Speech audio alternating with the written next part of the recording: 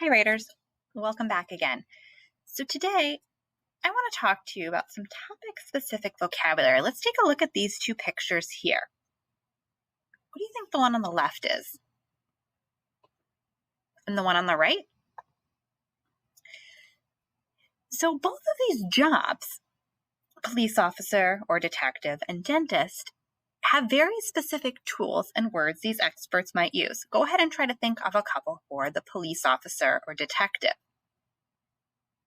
Right, they might say words like criminal, clue, crime scene. We even talked about a lot of those during our mystery writing when we had some specific words during mysteries as we were reading.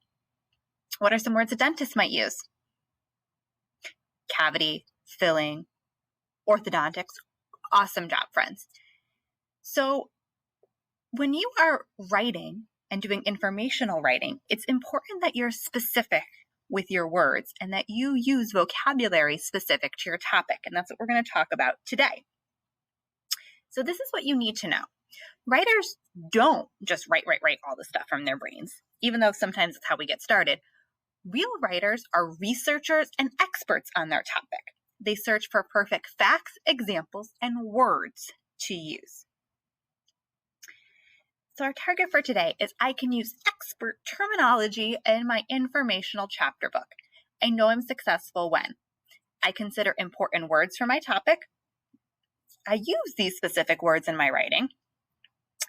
And I use at least two strategies, not one, but two, to define these words somehow. It might be in your sentence, in the glossary. You might want to add a glossary to your book, in a sidebar, etc. And we're going to look at a couple ways that Melissa Stewart does this and that we did this in our Connecticut writing. So let me show you this piece. Here's that famous chapter we've been working on, Traveling Back in Time. Hundreds of years ago, deer and buffalo roamed the green, grass-filled land.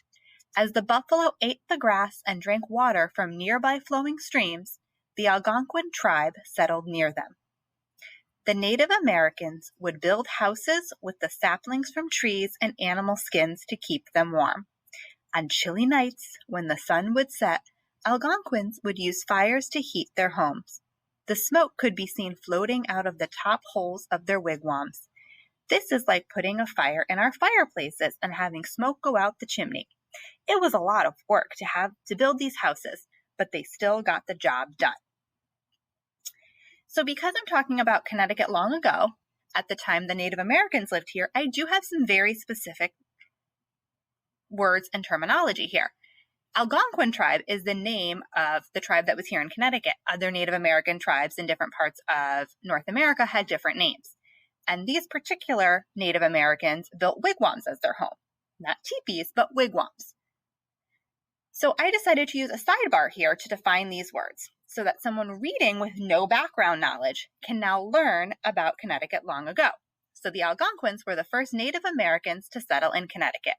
And wigwams are what Algonquin houses were called. Let's try one together. Chapter 2, Fighting Breaks Out. Many years after the Algonquins lived in Connecticut, another group of people lived there. They are known as the colonists.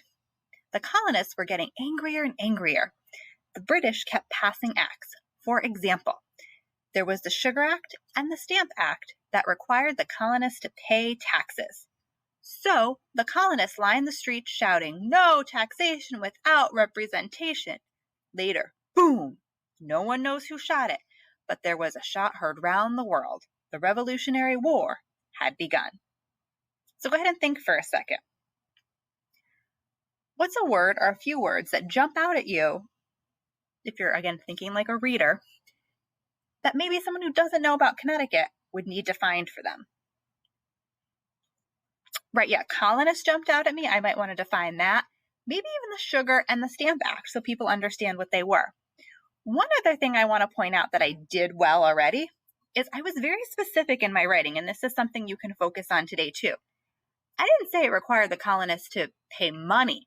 I said pay taxes. Very specific, so we want to be very specific in our language. So think about your topic, and there are just some words that people don't use every day if you're not talking about some of these topics. If you are an expert, though, it is your job to know the words, use the words, and teach the words. So today, you're going to go off and build a word bank. So you'll see in your notebook, you have a word bank, and it's going to say word bank for blank. Go ahead and put your topic name there. And you have room for up to 10 different words. You'll see you have page 60 and 61, where you can jot down a word and the definition. This is a great chance too if you want to work on your dictionary skills and get a more specific definition. But again, you are the expert. Hopefully you do know the vocabulary and the definition. One other thing I want to point out is that there are some different ways to include the vocabulary in your writing. It doesn't always have to be like I showed you. It doesn't have to be a sidebar, but that is one option. Melissa Stewart uses a few different strategies. So she uses quotation marks around some of her words.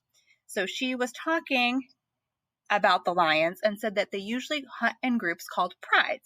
And she put that in quotation marks to draw your attention there. On that same page, she also defined predators in a box. Let me show you that page.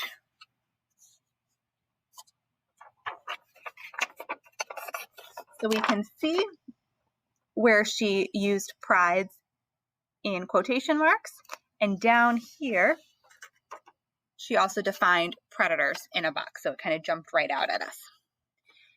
Sometimes you might also just put a list in, and she used that strategy in her book on page 21.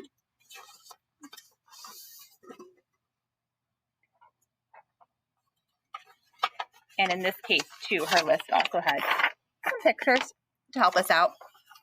You might include a diagram so that you can show what something looks like, or a glossary.